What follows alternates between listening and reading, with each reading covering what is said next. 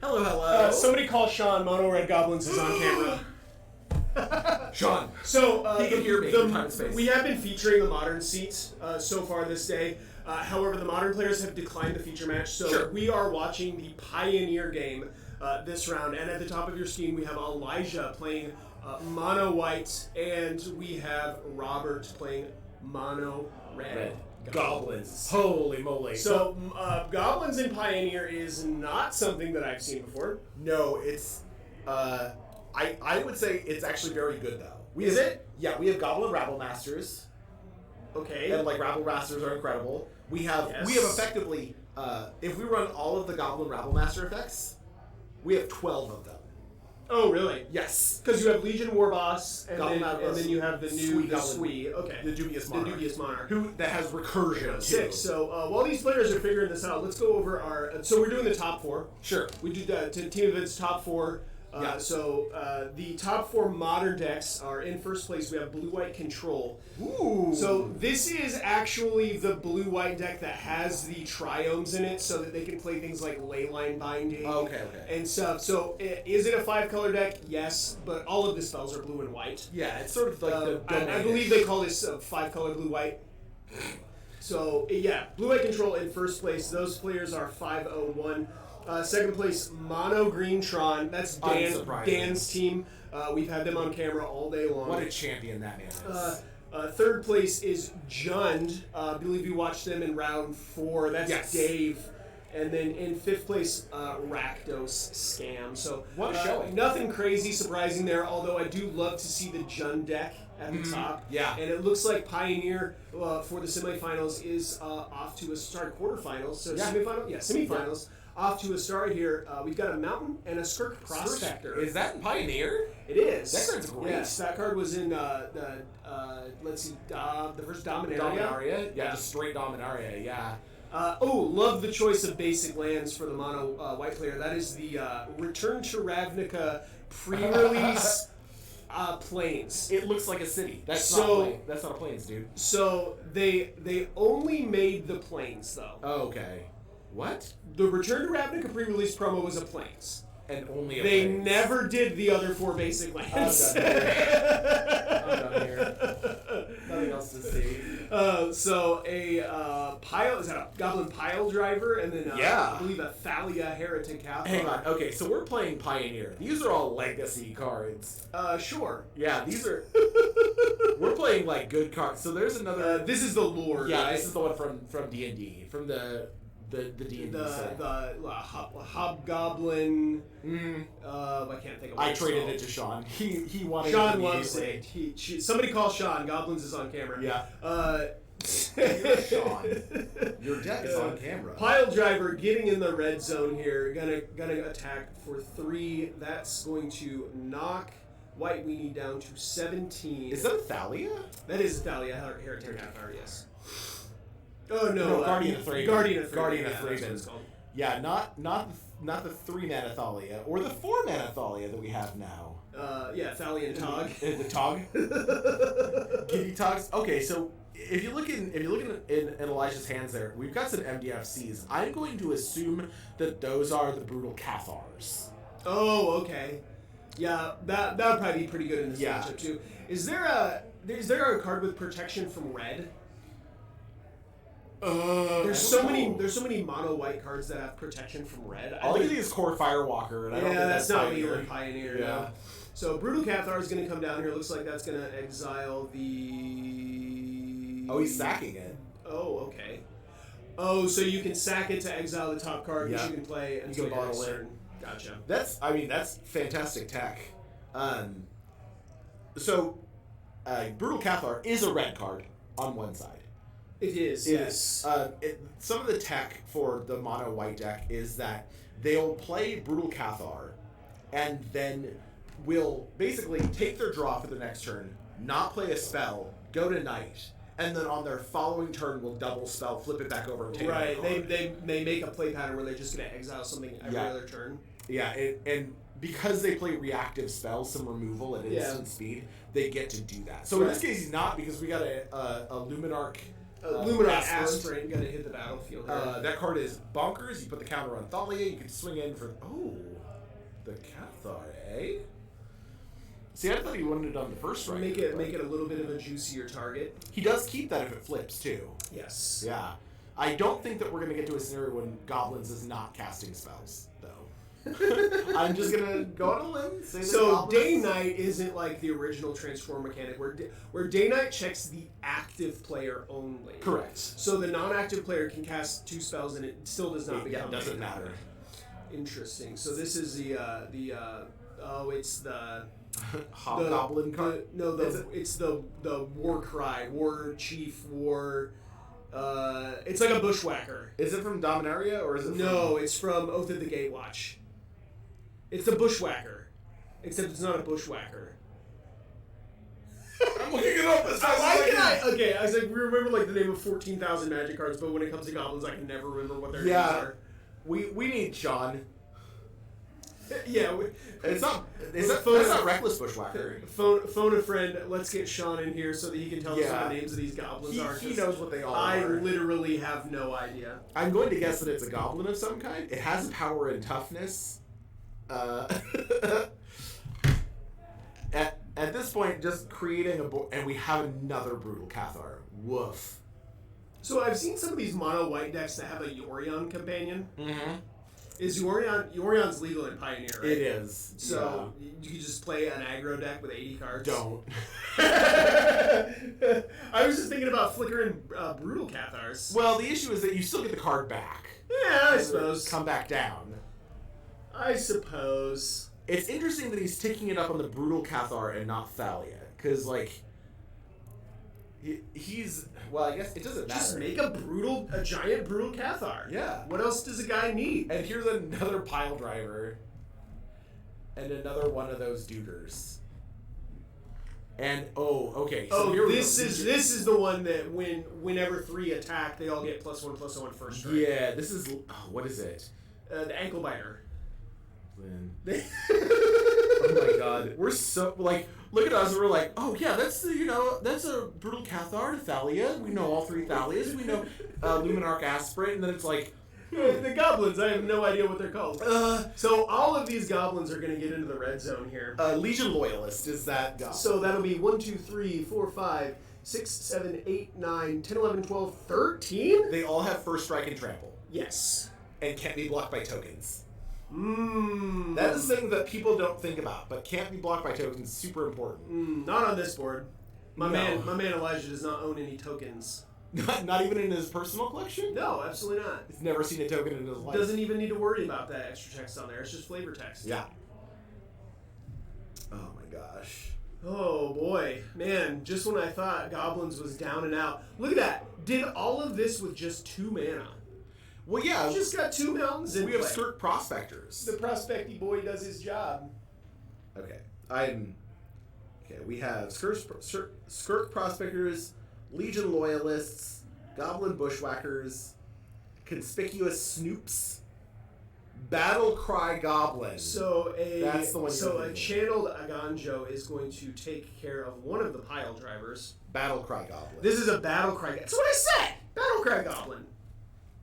It's from AFR. I said it's the Battle Cry guy. What does this card do? He's from AFR. It's still loading. 1 in a red, goblins you control get +1/+0 and gain haste until end of turn. Yeah, it's a bushwhacker. bushwhacker. If it attacks, if you attack with creature with total power 6 or greater, creature create a 1/1 goblin token that's tapped and attack. Okay, it's Battle Cry plus bushwhacker. Yeah. Okay. Sure. Very good card. So it looks like he will connect for 4 and then lose the what did you say that card was called? The Legion Loyalist? Yeah, Legion Loyalist. Lose the Legion Loyalist. Rundeveld Horde Master was the other then we'll pass back over to Mono White. 5 lands, a couple of Brutal Cathars. This might be a good time to just pause. Yeah. Pass the turn, let it flip over to 9/10. Because those cards are real big on the back. They're 3/3s with first strike. Right, which would be pretty difficult for the Goblins player to One of them is a 5/5. It has 2+1/+1. Oh, because it has the counters. Yep. Oh, and we're gonna pick up another counter too. Yep, because we could put that counter on the other one if you want. But these are beaters. Is Robert at 2, or is Elijah at 2? Oh, I was thinking he only took 4. He took like 15. Yeah, he took a ton. Oh wow. Yeah, lightning bolt not legal in this format, notably. There's plenty of shocks. There are, yeah. Yeah, there's plenty of shocks that are legal. So there are Rakdos versions of this deck. All right, so the other Brutal Cathar is going to pick up the token for the +1/+1 counter from the Luminarch Aspirant, and then Elijah is just going to pass his turn. So like you said, it'll become nighttime, and these werewolves will transform. It's a 5/5 and a 4/4 with first strike. Robert has got a chance now to. Luckily, no goblins ever have had haste, so it's not like he can just deploy a haste threat and then get in, right? Dangerous. No goblins ever. So yeah, I mean that's what he needs to is to be able to push through 2 damage. So yeah. Of course, Elijah does have this Mutavault that can be animated on the other side. Oh, that's true. He will need 2 hasty threats. So Runevelt Hordemaster makes each of these +1/+1, and makes another token. Right. So these are. But he's got the 3 blockers, plus he has the Mutavault that he can animate, and if you can see his hand there, he's got a copy of Iganjo, which he can channel as well. Okay, excellent.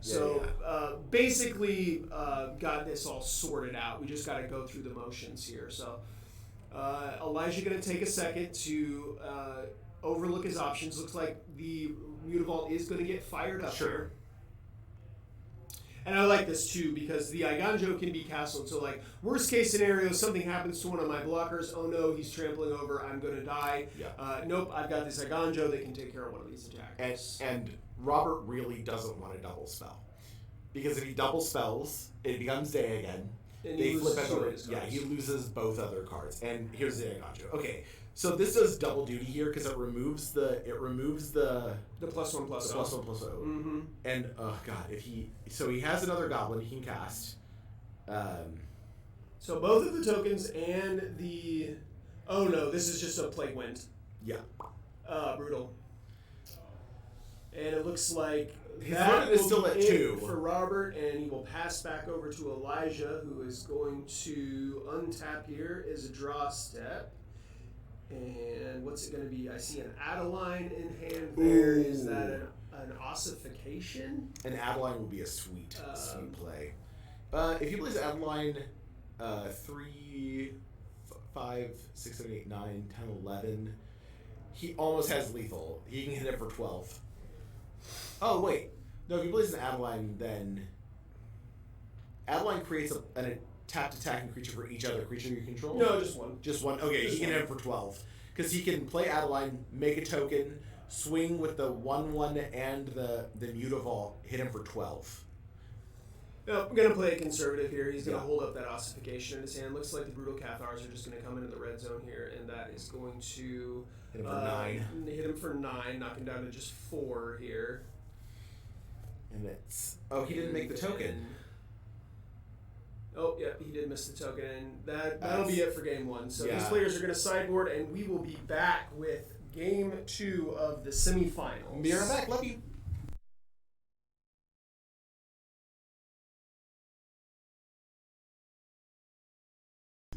And we're back. These players are just shuffling up after they finish sideboarding.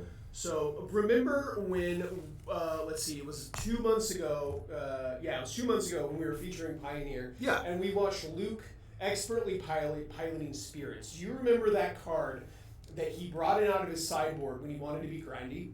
Mm-hmm. It is a white enchantment. It costs. It was Wedding Invitation. It's Wedding Announcement. Yeah. Wedding Announcement. Mono White has sideboarded out 4 copies of Hopeful Initiate and brought in 4 copies of Wedding Announcement. Interesting. Yeah, so the card just makes... It goes wide so well. Sure. It makes 1/1s, and then when it gets to transform, it makes your creatures bigger.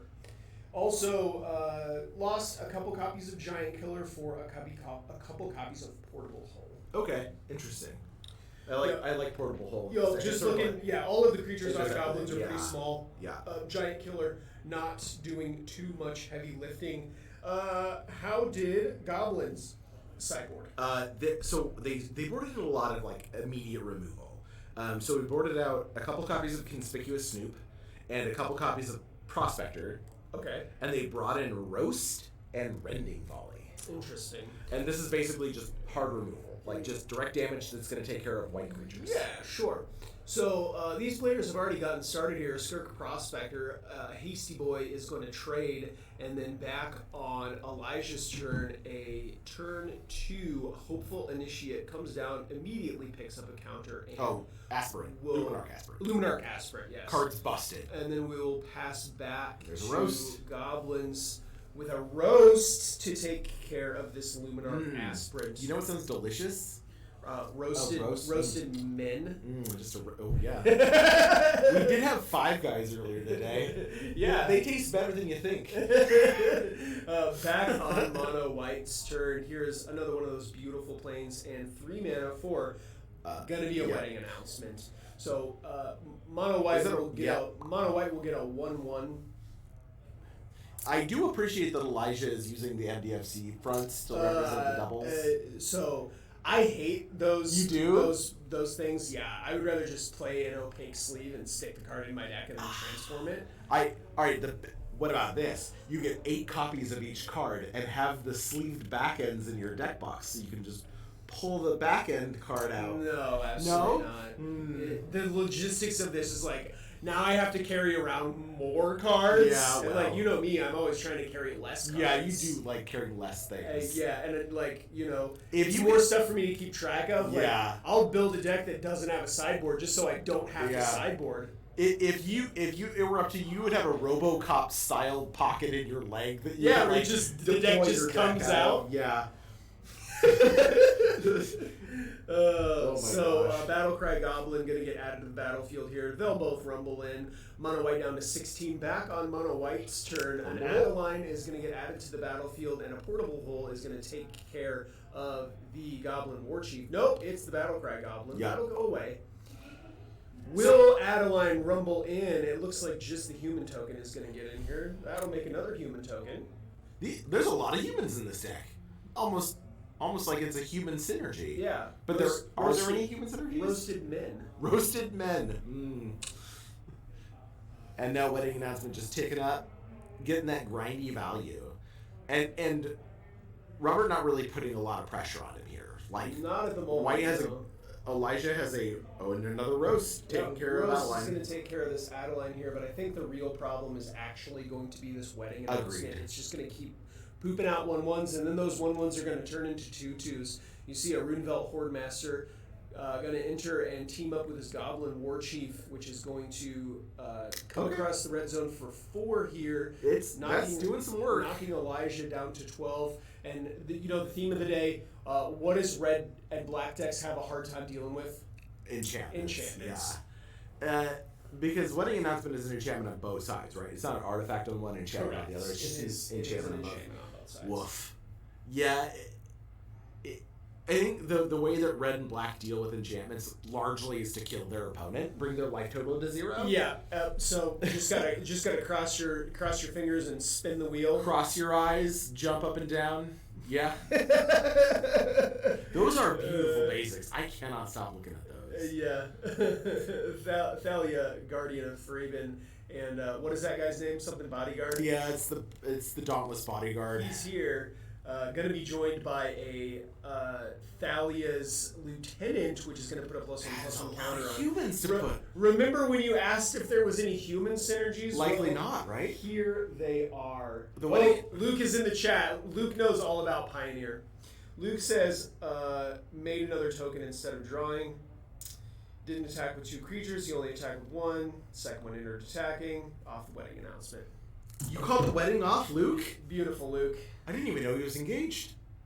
Oh my god. I'm so sorry, bud.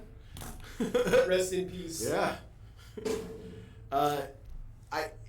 We've definitely seen Goblins putting some amount of pressure, but at this point, there's such a wallop of humans on Elijah's side that, like, he gets to kind of sit back in the saddle here. Yep.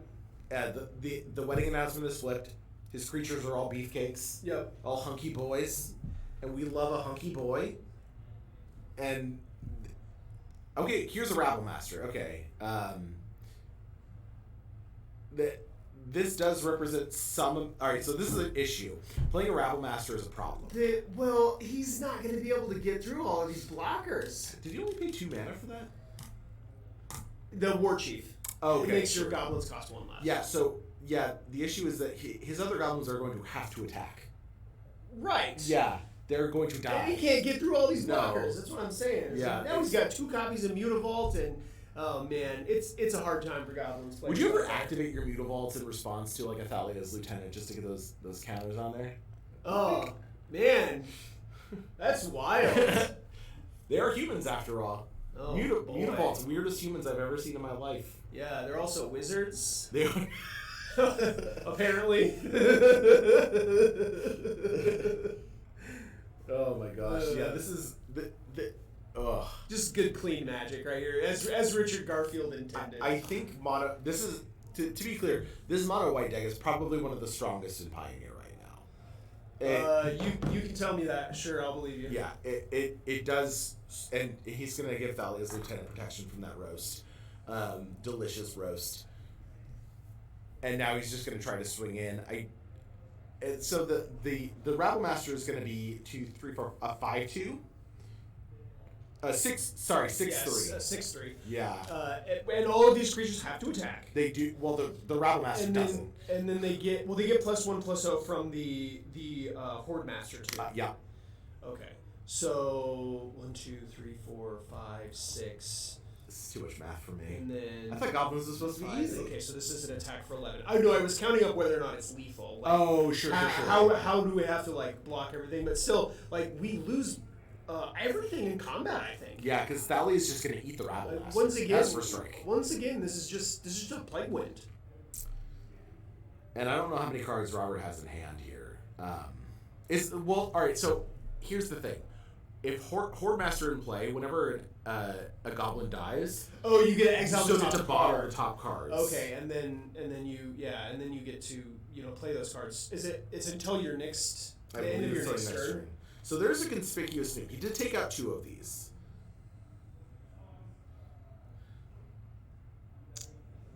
So we've got 4 cards that were bottled. I need to look up to see when the timing restriction on that on Runevelt Horde Master is. So it looks like what got exiled there?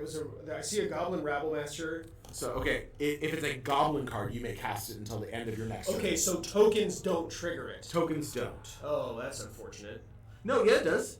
He exiled the top 4. 2 of them are lands, so he can't play those. It's only goblins he can cast from exile. Oh, from the Horde Master, yeah. So that makes all those removal spells he sideboarded and feel worse. I think that's the reason that they're not main board. Oh, you know what's a goblin? Mutavault? No, the shock. Oh yeah, Tarfire. Yeah, Tarfire. Not in Pioneer, unfortunately. Oh man! All right, Mono White is gonna lock this one up. It down. And let's hang on real quick. I'm gonna hop out there and check on the rest of this table and see how we're doing here. I'm gonna talk to you in the meantime. So next weekend is the quarterly Canadian Highlander Invitational qualifier. That is. Here at Game Kastle, Blake and I have kind of been promoting this for a little while now. Every 3 months or so, we have a quarterly tournament for Canadian Highlander. And if you win the tournament, or if you're in the top points, you will qualify to be invited to the year-end championship for Canadian Highlander, at which time you may win an actual factual friggin' sword.